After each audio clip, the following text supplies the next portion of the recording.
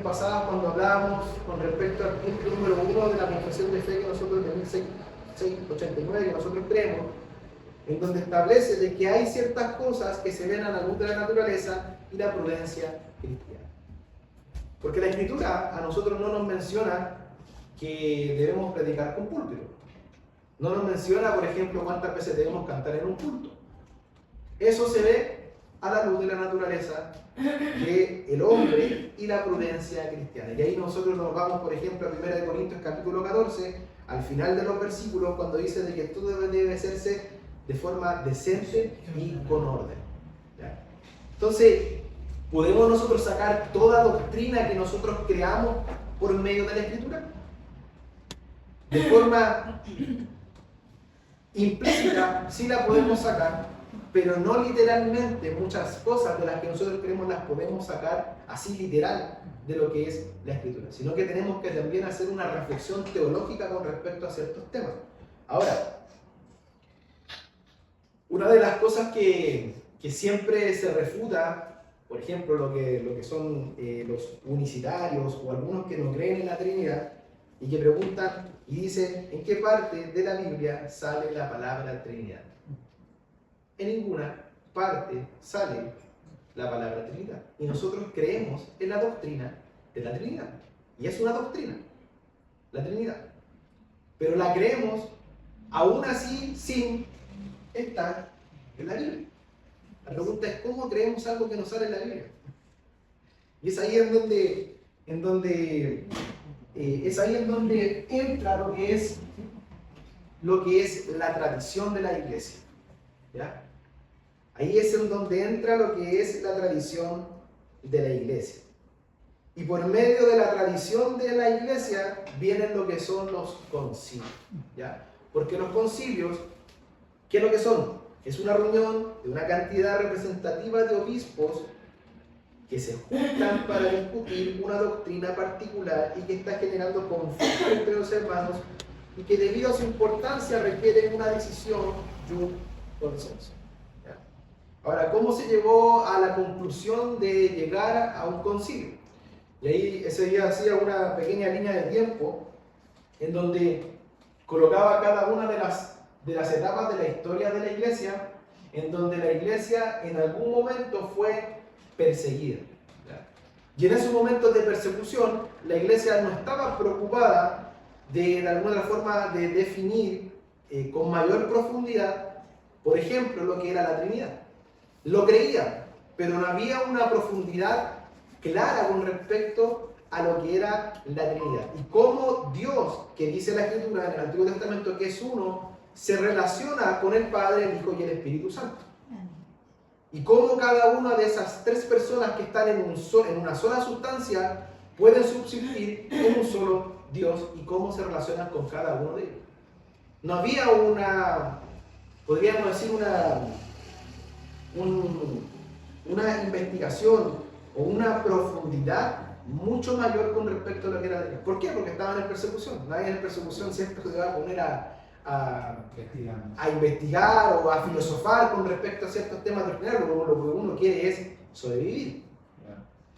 Pero llegó un momento en que estaba el rey Constantino, y también hay otro rey entre medio, pero esa es otra historia aparte. Puso un edicto que se llama el Edicto de Milán, en donde en ese Edicto de Milán terminó la persecución de los cristianos. ¿Ya? Recordemos que también este rey Constantino, en algún momento, que también lo vamos a ver con respecto a la clase que vamos a tocar el día de hoy, él vio en cierta guerra una visión y vio la cruz, y es ahí en donde él supuestamente cree lo que era el cristianismo, y después crea el tema de lo que es el Edicto de Milán para terminar la persecución de los cristianos, pero se dio cuenta que después, a medida que pasó el tiempo, se llenó con muchos cristianos y empezaron a haber ciertas controversias. ¿Y qué es lo que fue? ¿Qué es lo que hizo él? Justamente juntó a todos los obispos que estaban en ese tiempo de ciertas ciudades que eran tremendamente importantes para poder traer paz a su reino y no hubiera discusión con respecto a ciertos temas religiosos. Y es ahí en donde se creó lo que era el Concilio de Nicea. ¿Ya? Eso es como a grandes rasgos lo que sucedió. Ya, y después veíamos como evidencia en qué parte de la Biblia podemos ver alguna luz general de los concilios, y ahí citábamos Hechos 15 del 1 al 29. ¿Ya? Y quiero que nos habla Hechos 15-29, que entre los judíos y entre los hombres que estaban ahí hubo una disputa, ¿ya? Entre los judíos y los apóstoles. ¿Cuál era la disputa? Si se tenían que circuncidar o no se tenían que circuncidar, ¿ya?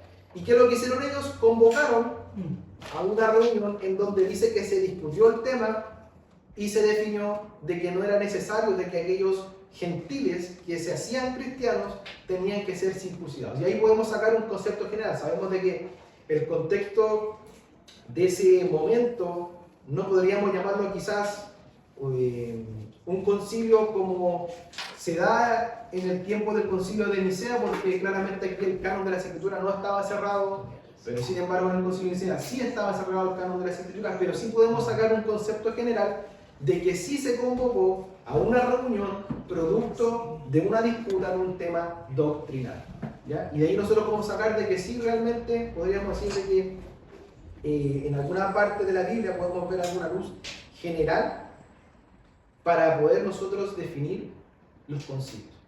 Ahora, ¿solamente en la Biblia sale? No solamente en la Biblia sale. Ahí nos vamos nuevamente a la Confesión de Fe de 1689, en el punto número 1, que enseña la sola Escritura, la cual significa que la Escritura es la máxima autoridad en la cual deben evaluarse todas las cosas, pero en el párrafo 10 también habla de los concilios.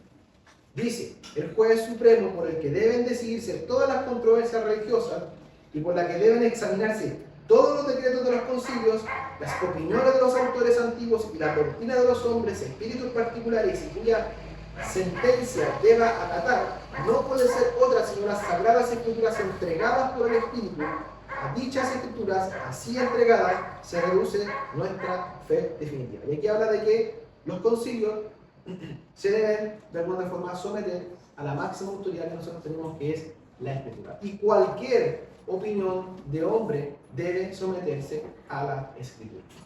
A diferencia del catolicismo, que menciona que los concilios y la tradición están al mismo nivel de la Escritura. O sea, si se habla algo en el concilio, eso es doctrina. No necesariamente tiene que pasar por la Escritura porque está al mismo nivel de autoridad, ¿ya? Ahora, ¿pero dónde sale la palabra concilio? Alguien podría acercarse a mí y decirme, pero hermano, ¿en dónde sale la palabra concilio en la Escritura? Y para eso nosotros debemos hacer una reflexión teológica, ¿ya? Que no necesariamente va a salir literal, pero sí nosotros debemos hacer una reflexión teológica. Y aquí es donde nosotros vemos que nos sale la palabra, pero sí podemos realizar una reflexión teológica a través de la Escritura y llegar a una conclusión veraz, y debemos apelar a la tradición de la Iglesia, ya que en estas fueron enseñanzas que la Iglesia primitiva enseñó desde los apóstoles hasta los padres de la Iglesia como tradición oral. Y ahí citábamos Mateo 28, del 18 al 20, en donde claramente en este versículo dice, ir y hacer discípulos de todas las naciones, pero previamente o después de estos versículos hay algo que nosotros podemos deducir automáticamente. Es que Cristo dice que tiene toda la autoridad, pero esa autoridad dice que la entregó a la Iglesia y la misión de enseñar y guiar.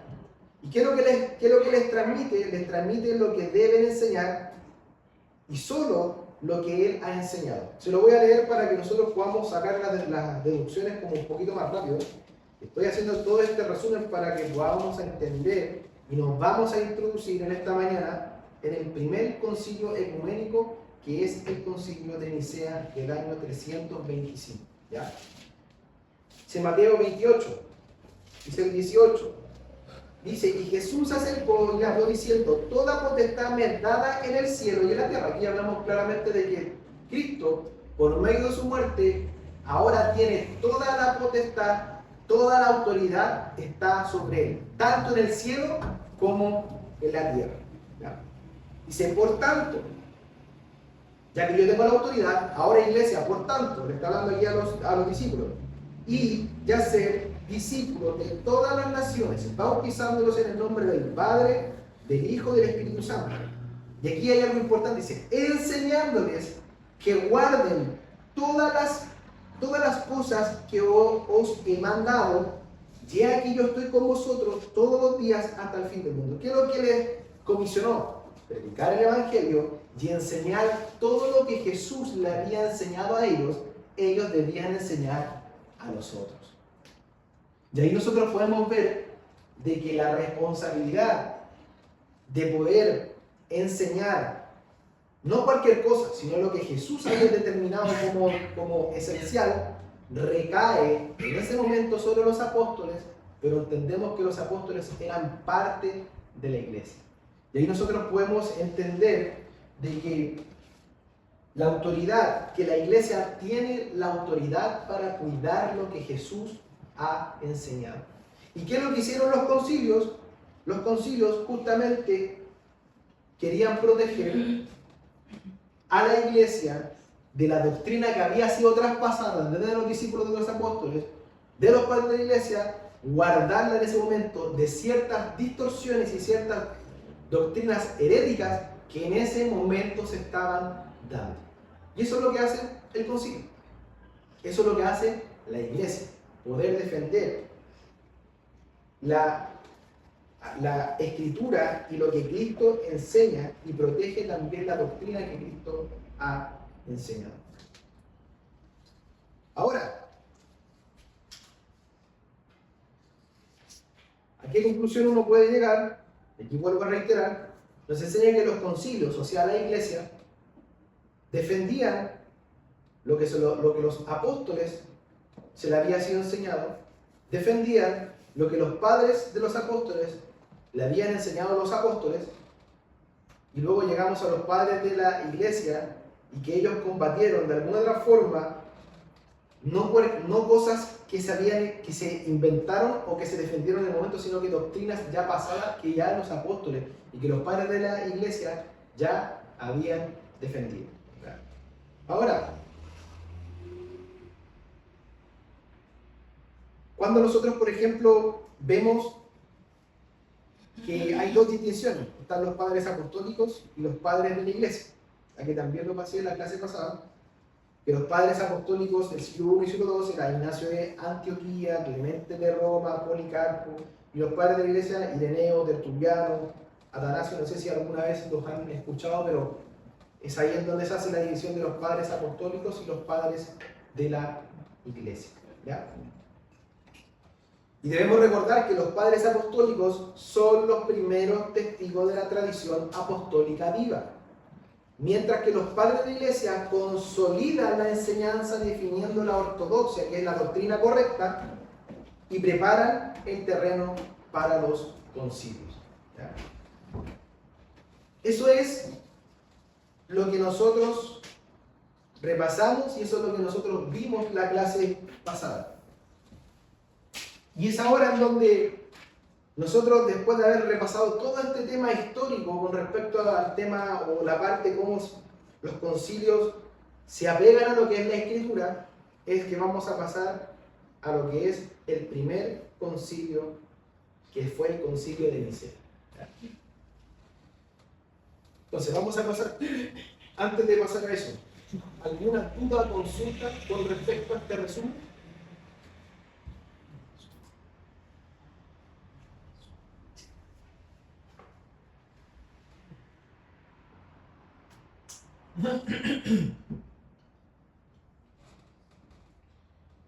Ya, no hay ninguna. ¿Cuál era el tema principal que se tocó en este concilio? El tema principal que se tocó en este concilio fue algo de lo que ya de alguna otra forma vimos, pero de forma general, que era si Jesús es Dios o si Jesús no es Dios. Ese fue el tema principal de este concilio. ¿Jesús es Dios o Jesús no es Dios? No sé si ustedes recuerdan o quizás han tenido alguna conversación con algunos que creen de que Jesús no es Dios. Por ejemplo, los testigos de Jehová. Ellos argumentan que Jesús y aquí, mis hermanos, nos podemos dar cuenta que este debate o que esta aclaración con respecto a esta doctrina no se dio hace 2 días atrás, hace una semana atrás, se dio hace siglos atrás. Y por eso que es tremendamente importante en que nosotros indaguemos en la historia de la iglesia. Porque las respuestas que hoy en día no podemos dar, ya siglos atrás, nuestros hermanos ya le dieron respuesta. La pregunta es cómo ellos respondieron a que Jesús sí era Dios. Cómo ellos rebatieron a que lo que ellos decían de que Jesús no era Dios. Ahora, para eso nosotros tenemos que, para poder explicar, debemos hacer nuevamente una línea de tiempo explicativa para que nosotros podamos entender cómo se dio o qué es lo que afirmaban los cristianos antes del concilio de que si Jesús era Dios o no. Porque recordemos clases pasadas, muchas de estas doctrinas las iglesias las creían, pero no había una profundidad de esa relación, de que si Jesús, cómo Él bajó de ser Dios a ser hombre, cómo eso se relacionaba con que Jesús era Dios. No había podríamos decir, como un pensamiento racional o filosófico de cómo yo puedo llegar a la conclusión de que Jesús es Dios. Ese razonamiento no se dio, recordemos, porque había persecución.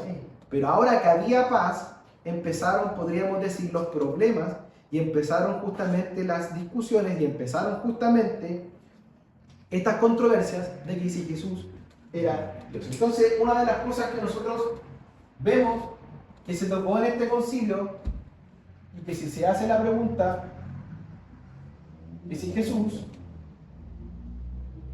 era Dios. Voy a intentar resumir acá en esta línea de tiempo para que nosotros vayamos entendiendo cómo se llegó y cómo la iglesia primitiva creía que Jesús era Dios. Voy a marcar una línea de tiempo.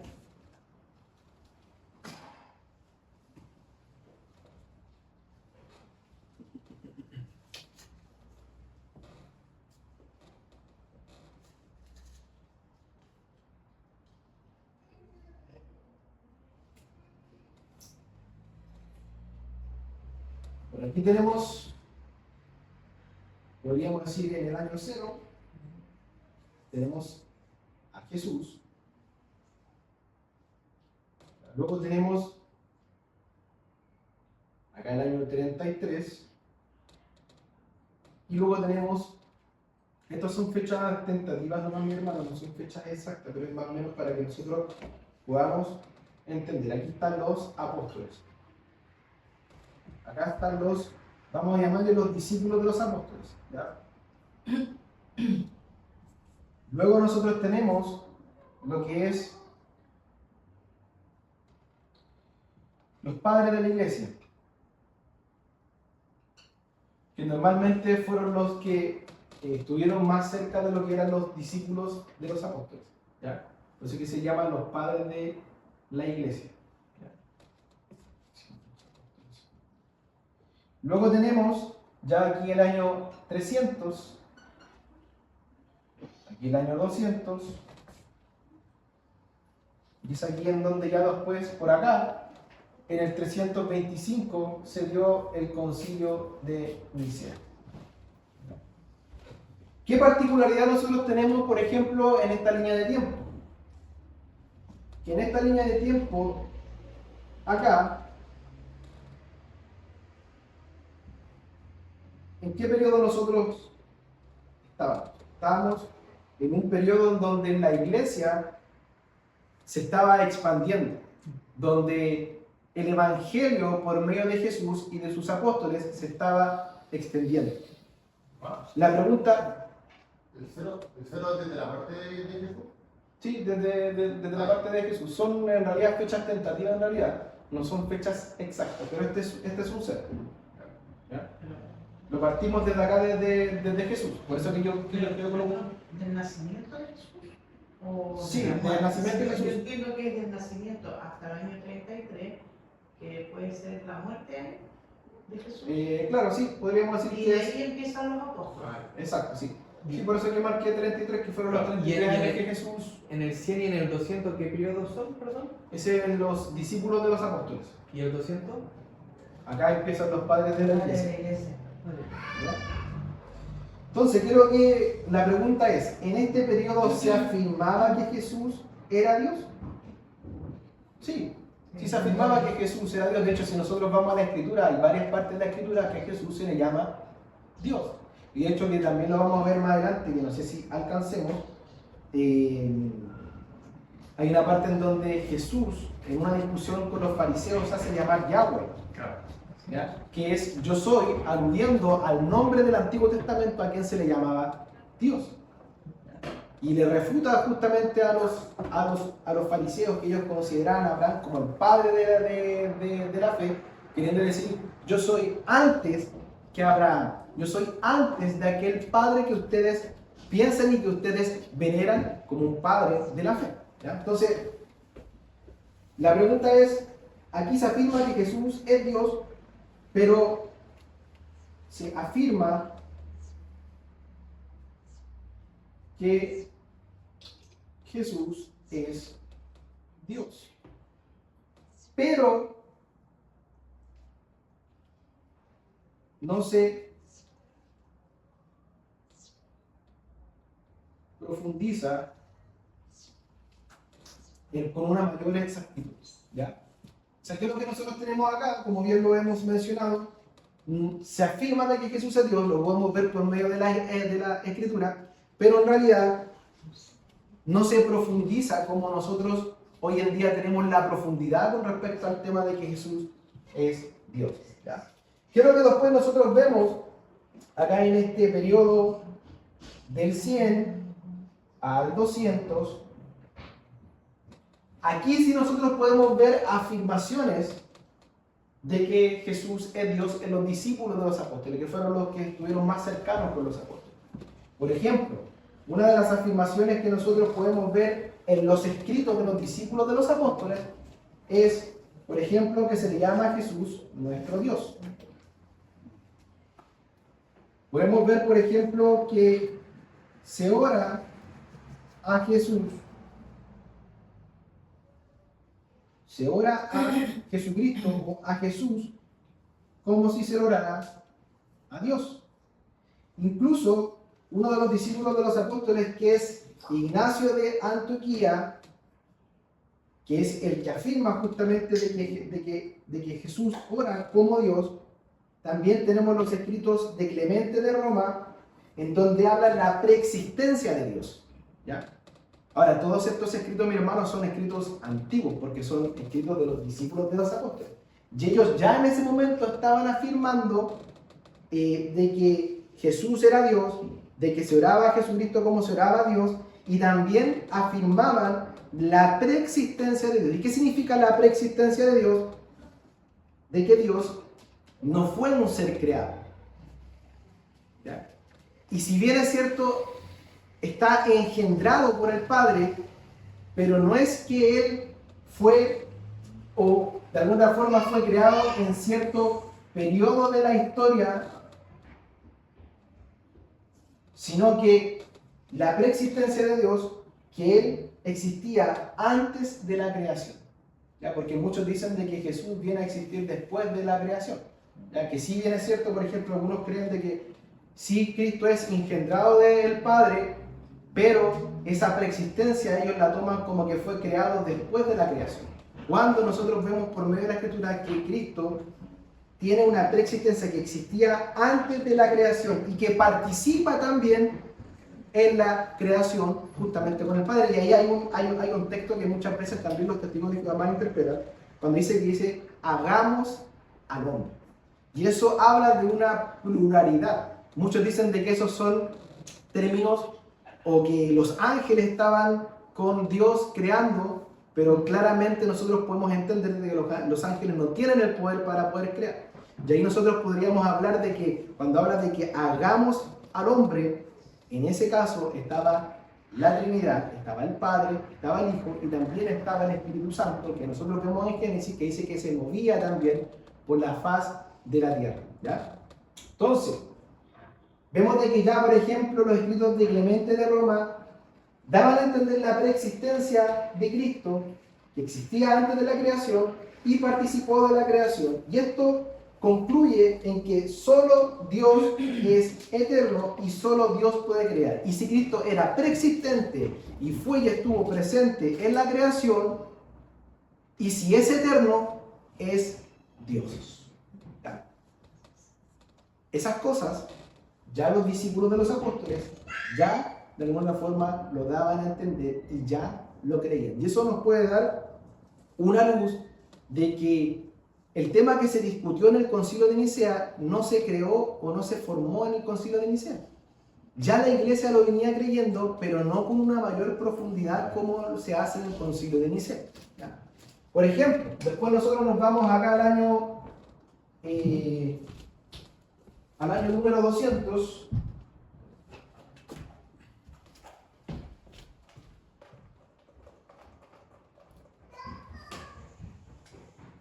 El año número 200, donde llegamos casi prácticamente al año 300, en donde la iglesia se pregunta, ¿Jesús es preexistente? Y aquí la iglesia se empieza a hacer algunas preguntas. ¿Ya? Si Jesús es preexistente. ¿Y qué significa eso con respecto al monoteísmo de la existencia de Dios? ¿Qué quiere decir esto, mi hermano? Cuando nosotros hablamos de monoteísmo, la palabra mono significa uno. Teísmo, Dios. Normalmente, si usted, por ejemplo, le va a preguntar a un judío se toma de Deuteronomio o del Antiguo Testamento, no sé en qué parte, que habla de que dice, Shema Israel, tu Dios uno solo es.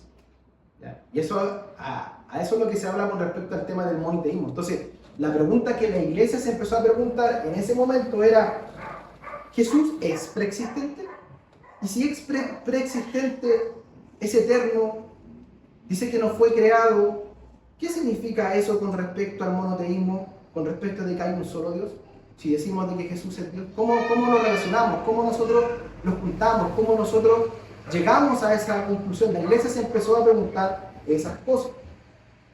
O, por ejemplo, ¿cómo relacionamos el Padre, el Hijo y el Espíritu Santo en un solo Dios? ¿Cómo lo relacionamos?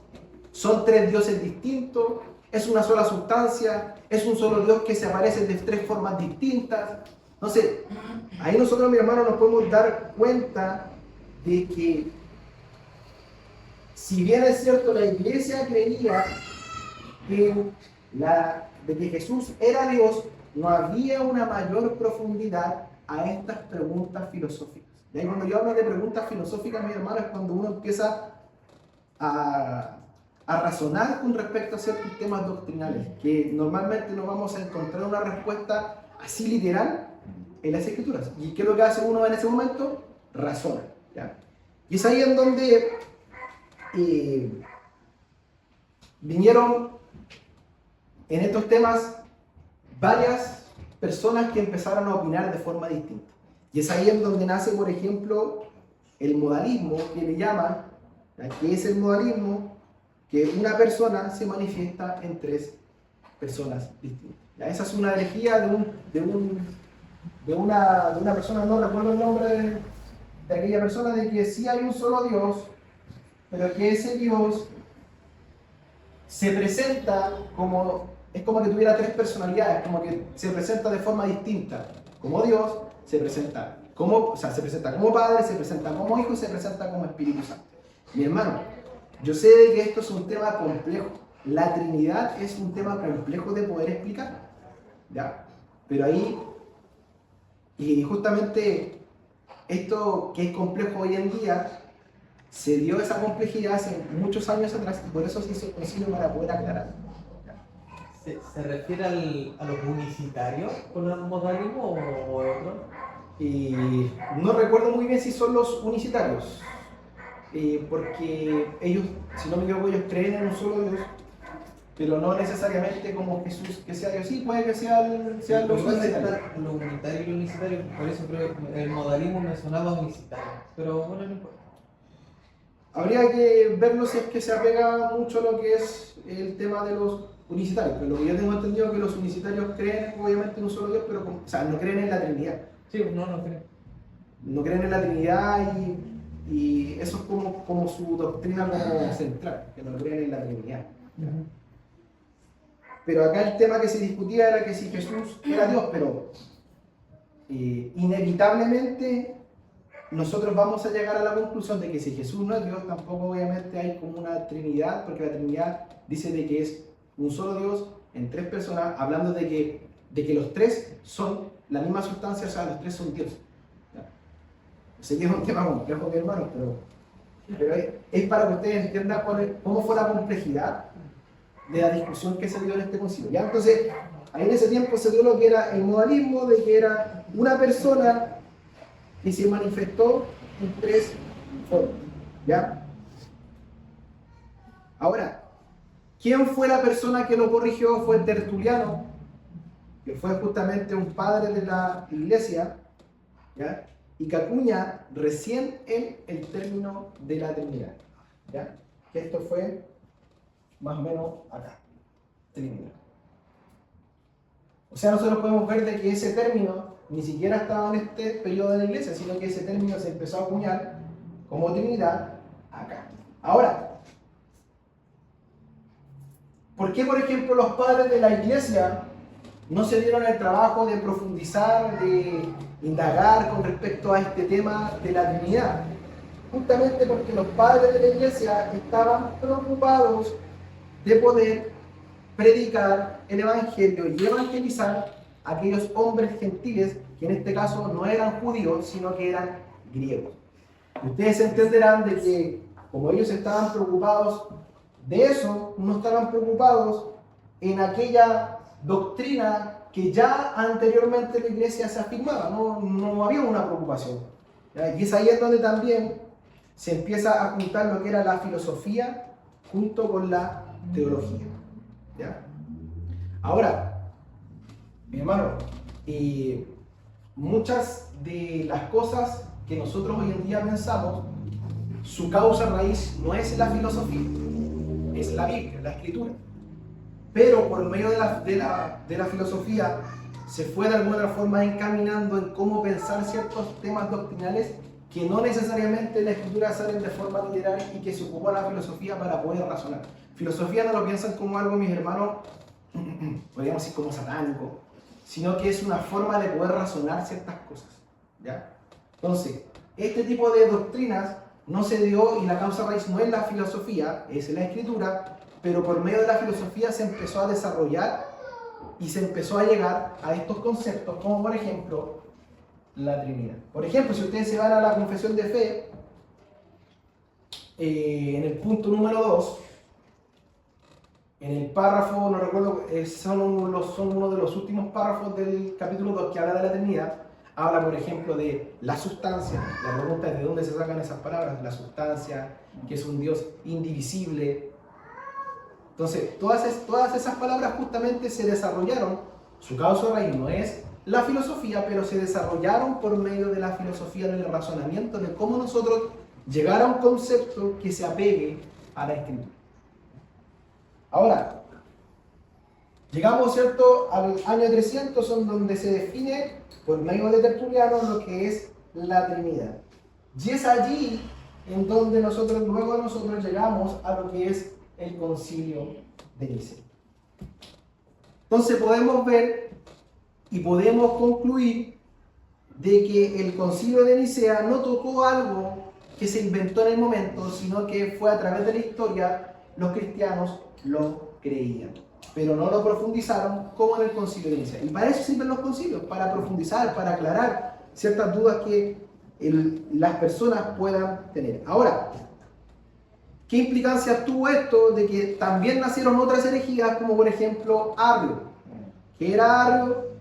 Es un hombre que también justamente no creían que Jesús era Dios y que de alguna otra forma se vuelve popular, incluso dicen que crea incluso canciones y que las personas mismas empezaron a afirmar de que Jesús no era Dios. Y de allí es donde nace el concilio de Nicea. Y el cristianismo había sido perseguido, recordemos, hace aproximadamente 300 años por el Imperio Romano, pero en el año 313 los emperadores Constantino del Occidente y Liciano del Oriente firman un edicto de Milán, el cual garantiza la libertad religiosa y permite al cristianismo dejar de ser perseguido. Ahora, la relación de Constantino, ¿qué relación tenía con el cristianismo? Que Constantino iba a tener una relación con el cristianismo desde que en una batalla llamada el Puente Mirigo tuvo una visión el cual decía: con este signo vencerás, y que era el signo de la cruz. Ahora, ¿qué es lo que buscaba Constantino? Constantino lo que buscaba era mantener la paz en el imperio por el cristianismo, pero el cristianismo pronto comenzó a tener justamente estas disputas, ¿ya? Y no solamente era el tema de la Trinidad que se dio en el concilio, ¿ya? Sino que se tocó también el tema de cuándo se tenían que celebrar ciertas fiestas, ¿ya?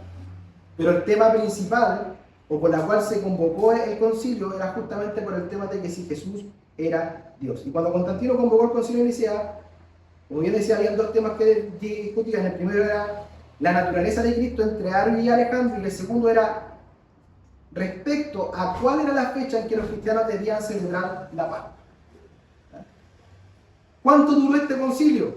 Este concilio comenzó el 20 de mayo del año 325 en Nicea, con la participación aproximadamente de 318 obispos de todo el Imperio Romano, y fue el primer concilio ecuménico de la Iglesia con una intención de lograr una unidad doctrinal. ¿Cuál era el tema principal? Como lo hemos visto, el tema principal fue la discusión sobre la naturaleza de Cristo y su relación con el Padre, y la controversia fue que el obispo Arrio, bueno, algunos dicen que era obispo, otros dicen que no era obispo, pero ahí hay una discusión entre medio, ¿ya? Afirmaba que Cristo era creado y no coeterno con el Padre. O sea, él reconocía de que era engendrado al Padre, pero decía que no era coeterno con el Padre, que el Padre sabemos de que es infinito, él no necesita nada para crear, él no fue creado, él siempre estuvo, pero sin embargo se dice de que Cristo, claro, no era coeterno con el Padre, sino que en algún momento el Padre, ¿cierto? Si nosotros podemos acá, Dios es infinito, nunca fue creado, y que en alguna parte de la historia Cristo fue creado, y que no tiene la misma coexistencia, no tiene la misma eternidad que el Padre, ¿ya? Ahora, como bien les decía, ¿cuánto duró este concilio? Este concilio duró aproximadamente un mes, ¿ya? 318 aproximadamente obispos estuvieron allí.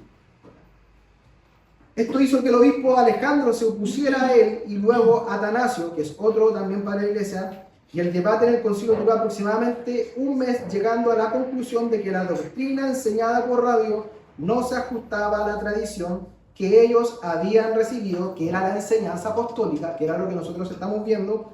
Por lo tanto, la doctrina de Arrio fue condenada como una herejía conocida hoy como el arrianismo, y la respuesta del concilio fue crear un credo niceno.